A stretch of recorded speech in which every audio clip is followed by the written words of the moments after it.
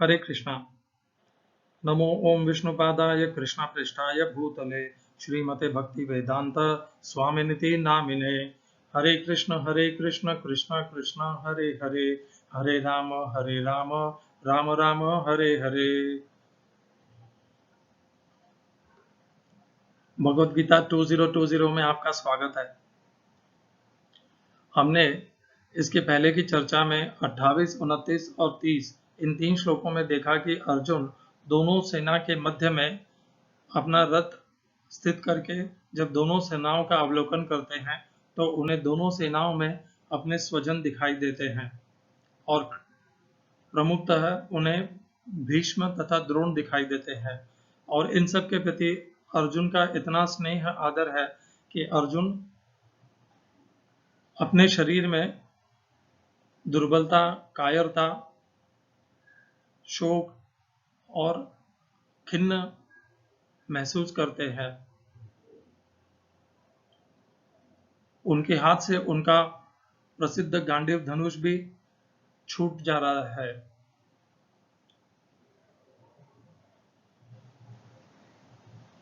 इकतीस, 32, 33, 34 और 35 इन 5 श्लोकों में अर्जुन अपना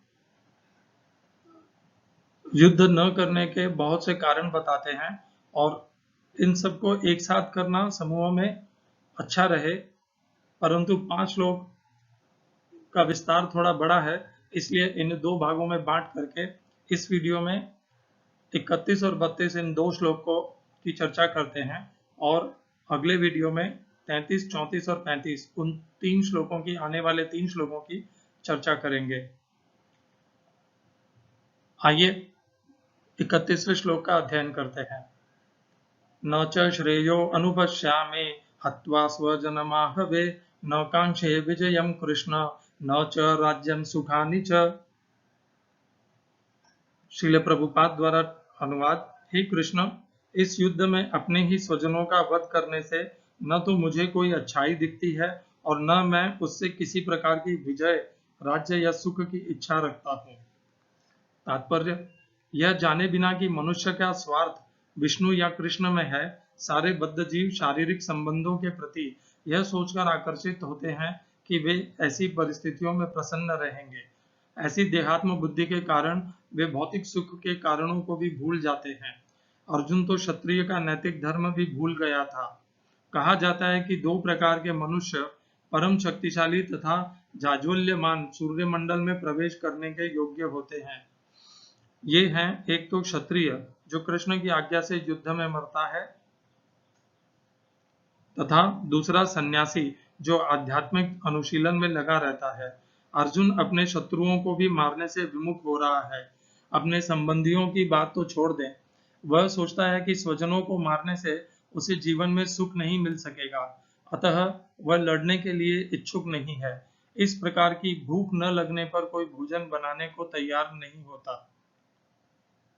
जिस प्रकार की भूख न लगने पर कोई भोजन बनाने को तैयार नहीं होता, उसने तो वन जाने का निश्चय कर लिया है, जहां वह एकांत में निराशापूर्ण जीवन काट सके।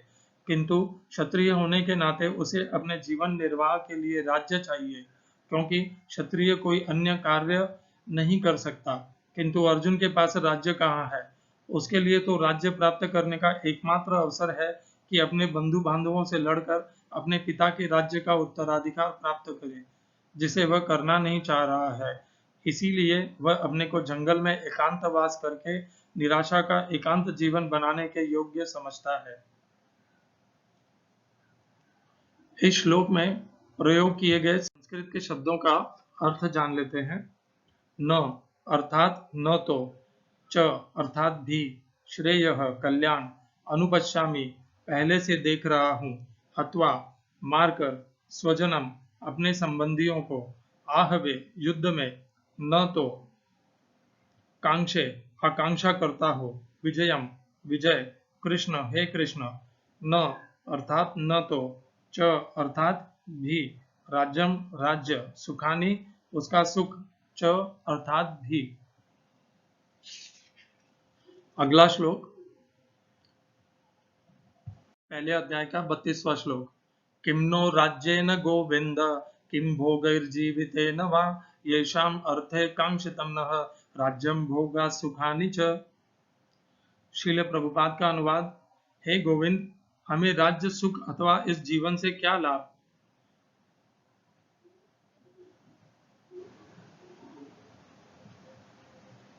क्योंकि जिन सारे लोगों के लिए हम उन्हें चाहते हैं, वे ही इस युद्ध भूमि में खड़े हैं। इस श्लोक में प्रयोग किए गए संस्कृत शब्दों का अर्थ है किम, क्या लाभ, न, हमको, राज्येन, राज्य से, गोविंद, हे कृष्ण, किम, क्या, भोगई ही, भोग से, जीवितेन, जीवित रहने से, वा, अथवा, येषाम, जिनके, अर्थे, लिए, कांक्षितम, इच्छित है, नह, हमारे द्वारा, राज्यम, राज्य, भोगाहा, भौतिक भोग, सुखानि, समस्त सुख, च, अर्थात भी।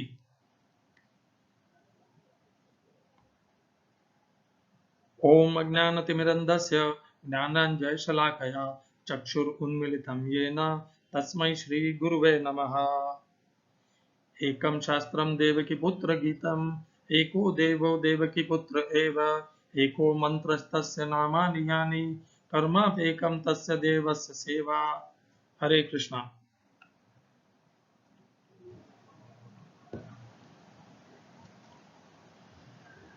इन दो श्लोकों में अर्जुन का भाव तथा उनका व्यवहार और मनस्थिति हमें पता चलती है। अर्जुन दुर्योधन के या धृतराष्ट्र के समान आसुरी संपत्ति को प्राप्त नहीं है। उनमें देवीय संपत्तियां हैं, देवीय गुण है। वो राज्य, सुख, भोग इन सब के प्रति आसक्त नहीं है। पांडवों का जीवन अगर हम देखें तो पांडवों का जीवन सदैव सुख, भोग और राज्य में नहीं बीता है।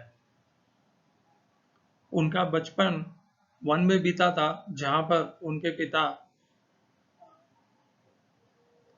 अपना संन्यास लेकर के अपने से हुई गलती का प्रायश्चित कर रहे थे। तत्पश्चात अपने पिता की मृत्युपरांत, अर्थात राजा पांडु की मृत्युपरांत वे पुनः हस्तिनापुर आते हैं और वहां पर भी वो देखते हैं कि उनके ज्येष्ठ पिताश्री सिंहासन पर आरूढ़ है और ज्येष्ठ पिताश्री का पुत्र दुर्योधन राजकुमार बनने के स्वप्न में स्थिर हो चुका है। तत्पश्चात वो अपने शिक्षा के लिए आचार्य द्रोणाचार्य के आश्रम में रहते हैं। राज्य, सुख, भोग उन्हें ज्यादा प्राप्त नहीं हुए, परंतु उनकी कभी इतनी अभिलाषा भी नहीं थी इन पांडवों को कि वो इसके लिए अधर्म, अनीति, कुनीति का आसरा या सहारा ले। ये एक स्थिरता है बुद्धि में कि कम मिले, ज्यादा मिले, वनवास मिले, राज्य सुख मिले या राजमहल का सुख मिले, सब में सम रहना, ये पांडवों में स्थिरता है, स्थितप्रज्ञता है, उनके अंदर ये धर्म है। वो प्रत्येक परिस्थिति में समभाव से स्थिर और सुखमय रहते थे। पांडवों से ये सीखने की हमें आवश्यकता है कि किस तरह वो हमेशा हर परिस्थिति में स्थिर रहते थे, सुख रहते थे, भक्ति में स्थिर रहते थे, भगवान के प्रति समर्पित रहते थे, धर्म से अडिग रहते थे, कभी धर्मच्युत नहीं होते थे।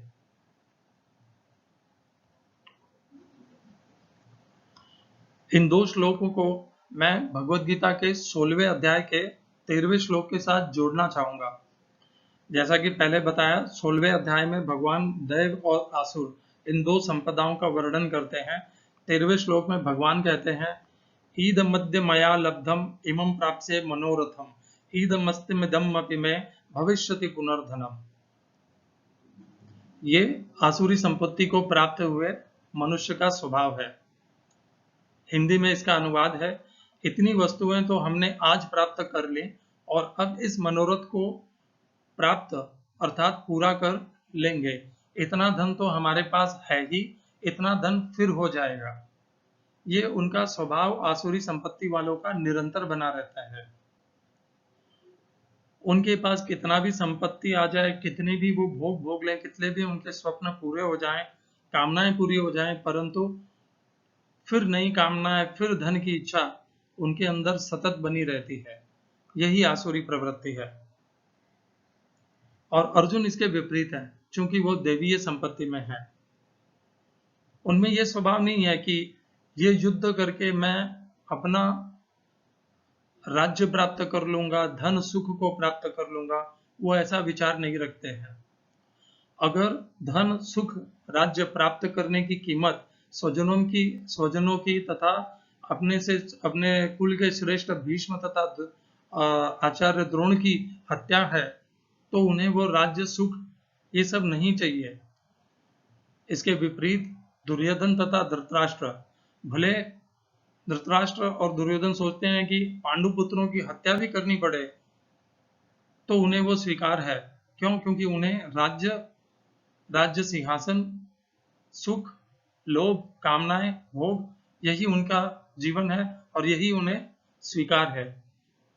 उन्हें पाने के लिए, अपनी इच्छाओं की पूर्ति करने के लिए वो किसी भी सीमा को लांघ कर सकते हैं, अधर्म का सहारा ले सकते हैं, कुनीति कर सकते हैं। हमें इससे क्या सीखना है? हमें सीखना है अर्जुन का स्वभाव, पांडवों का स्वभाव। राज्य, सुख, भोग, धन, संपत्ति मिल जाए बहुत खुशी है, ना मिले तो भी खुशी है। हर हाल में सुख है, सम है, स्थिर है, स्थितप्रज्ञ है। राज्य, सुख, भोग, संपत्ति पाने के लिए अनीति, अधर्म का आसरा लेना ये नहीं होना चाहिए। अगर ये हमारे अंदर है तो ये हमें निकालना चाहिए। इस दुर्गुण को अपने अंदर से, अपने जीवन से हटा देना चाहिए। मुझे एक कहानी याद आती है। एक पिता परिश्रम कर करके, कौन सा परिश्रम? अर्थात काला बाजारी, अवैध कानूनी आपराधिक गतिविधियां कर करके धन संपत्ति एकत्रित करता है और अपने परिवार को अत्यंत सुख, भोग और संपत्ति प्रदान करता है। एक दिन उसे एक ऋषि मिलते हैं और वो उसे पूछते हैं कि ये जो तुम संग्रह कर रहे हो, अधर्म के रास्ते से प्राप्त होकर के ये धन संपत्ति का संग्रह कर रहे हो, ये संग्रह तुम किसके लिए कर रहे हो? वो बताता है कि ये सब मैं अपने परिवार, अपने पुत्र, अपनी पत्नी के लिए कर रहा हूं। ऋषि उससे पूछते हैं कि तुम जिस अधर्म और गैर कानूनी कर्मों के द्वारा ये सब धन एकत्रित कर रहे हो अपने परिवार और पुत्र पुत्री के लिए, क्या वो तुम्हारे अधर्म में, तुम्हारे पाप में तुम्हारे भागीदार बनेंगे? उस मनुष्य को दृढ़ विश्वास होता है कि वो, उसका परिवार जिस तरह उसके समस्त धन और संपत्ति को भोगता है, उसी प्रकार उसका परिवार उसके पाप को भी मिलजुल करके, सहभागी होकर के बांट लेगा। वो ऋषि को तुरंत कह देता है, हाँ अवश्य, मेरा परिवार मेरे साथ मेरे पापों को बांट लेगा। तत्पश्चात जब वो मनुष्य घर आता है, तब वो अपने पत्नी और पुत्र से जब यह प्रश्न पूछता है कि मैंने आज तक तुमको जो सुख, भोग, संपत्ति प्रदान की है, ये प्राप्त करने में मुझसे कई बार अधर्म हो गया है और उससे अर्जित जो पाप है, क्या वो सब तुम मेरे साथ थोड़ा थोड़ा बांट लोगे? तो बेटा और बेटी तुरंत मना कर देते हैं। कहते हैं कि हमने कहाँ आपको कहा था पिताजी कि आप अधर्म और आपराधिक गतिविधियां कर करके हमारे लिए धन एकत्रित करके लाइए। हमने तो ऐसा कभी नहीं कहा आपसे। और पत्नी भी कहती है कि मैंने कभी आपसे नहीं कहा कि आप इस परिवार में धन और सुख ऐश्वर्य लाने के लिए अधर्म का रास्ता चुनिए। वो मनुष्य आश्चर्य में पड़ जाता है कि उसके सुख संपत्ति भोग को सभी बांटना चाहते हैं, परंतु उससे उत्पन्न पाप का हकदार अधिकारी या उसका उत्तरदायित्व उस अकेले का रहेगा। वो तुरंत अपना मार्ग बदल लेता है, सारी आपराधिक गतिविधियां छोड़ देता है। इस छोटी सी कहानी और कथा से और जिस तरह अर्जुन का व्यवहार है, हमें यही सीखना है कि जिस लोभ में पड़ करके अपने परिजनों को हम सुख, धन, संपत्ति ये सब प्रदान करने के लिए जो भी मार्ग अपनाते हैं, कभी किसी का पैसा रख लेते हैं, कभी घूस दे करके अपना काम करा लेते हैं, ये सब अधर्म के रास्ते के समस्त पाप की गठरी केवल हमें अकेले ही वहन करनी है। ये तो निश्चित है कि जब हम यहाँ से जाएंगे तो हमारा धन, अगर हमारी मृत्यु हमारे परिवार और परिजनों से पहले होगी तो हमारा वह एकत्रित किया हुआ धन उनको मिलेगा। धन की प्राप्ति तो वो करेंगे, परंतु पाप की प्राप्ति, पाप कर्मों के फल की प्राप्ति एकमेव हमारी रह जाएगी। अतएव अपने परिवार के सदस्यों को सुख, भोग और ऐश्वर्य प्रदान करने के इस मोह जाल से अपने आप को समेटिए। उनको तो ऐश्वर्य, सुख, भोग मिल जाएंगे, परंतु हमारा क्या? ये पाप की गठरी लेकर के हमारा क्या होगा? ये पाप के फल हमें कभी हमारा संग नहीं छोड़ेंगे। अर्जुन के व्यवहार पे आ जाते हैं। हमें अपने तरह से यही सीखना है कि धन, सुख, लोभ, माना ये सब हम अपने परिवार के लिए करते हैं, उनकी खुशहाली के लिए करते हैं, उनके सुख के लिए करते हैं, परंतु उनको प्राप्त करने का मार्ग सही होना चाहिए। जैसे कि मैंने भगवत गीता के 16वें अध्याय का श्लोक बताया था आपको। कौन सा था वो श्लोक? शायद 18वां था।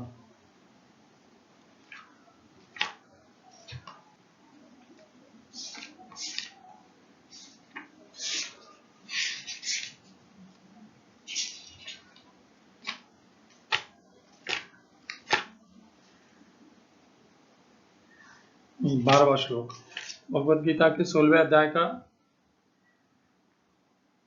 आशापाश शतैर्बद्धाः काम क्रोध परायणाः ईहन्ते काम भोगार्थम अन्यायेन अर्थ संचयान। अन्याय पूर्वक, अधर्म पूर्वक संचय किया हुआ धर्म ये आसुरी प्रवृत्ति है। हमें इससे अपने आप को निवृत्त करना है। सुख कम होगा, ज्यादा होगा है तो इस शरीर से संबंधित, और इस शरीर के साथ में छूट जाएगा। अपने आध्यात्मिक मार्ग में अवरोध उत्पन्न मत करिए। अपने परिवार के लिए पाप का घड़ा मत बनाइए। अधर्म का रास्ता छोड़िए, अन्याय का रास्ता छोड़िए। यही गीता ज्ञान है, यही संस्कृति है, यही भक्ति है, यही अध्यात्म है। हरे कृष्णा।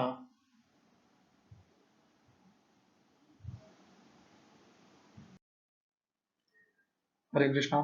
ये जो आप पिक्चर देख रहे हैं, ये आज की 14 जून 2020 की परिस्थिति है इस भगवत गीता 2020 यूट्यूब चैनल की। मैं ये चैनल या यहाँ पे प्रदान किया हुआ भगवत गीता का ज्ञान कोई सुख, भोग, ऐश्वर्य या अपने अहंकारवश नहीं कर रहा हूँ। आप देखेंगे मुझे कोई प्रेरणा भी नहीं है इस कर्तव्य को करने के लिए। आज 7 सब्सक्राइबर इस चैनल में हैं। जो मैं वीडियो बना करके अपलोड करता हूँ उनको देखने वाले ज्यादा से ज्यादा कभी कोई भी नहीं देखता उन्हें, कभी दो लोग, 2 सब्सक्राइबर देख लेते हैं। इन परिस्थितियों के बावजूद मेरा मन दुखी नहीं है, ना मैं खिन्न हूँ। मेरे लिए ये भगवान की सेवा है। उन्होंने मुझे प्रेरणा दी है, आदेश दिया है कि मैंने जिस तरीके से भगवत गीता को सहजता से, सरलता से समझा है, सीखा है, अपने जीवन में उतारा है, वो मैं मनुष्य समाज के साथ में वही मार्ग सबको बताऊं, सबको उसका ज्ञान प्रदान करूं। ये प्रेरणा है, इसीलिए ये कर रहा हूं। कोई उद्देश्य नहीं है कि इसके हजारों सब्सक्राइबर हो, लाखों लाइक्स हो, कोई आवश्यकता नहीं है। ये विश्वास निश्चित है कि ये जो मार्ग है ये निश्चित सरल है, भगवत गीता समझने का, अपने जीवन में उतारने का, भगवत गीता को अपने आज के जीवन से जोड़ने का, उसमें प्रदान किए हुए ज्ञान से आज के जीवन को समृद्ध, भक्तिमय, सुखमय बनाने का, अपने जीवन को एक दिशा देने का। इसलिए ये प्रयत्न भगवान के श्री चरणों में समर्पित है। हरे कृष्णा।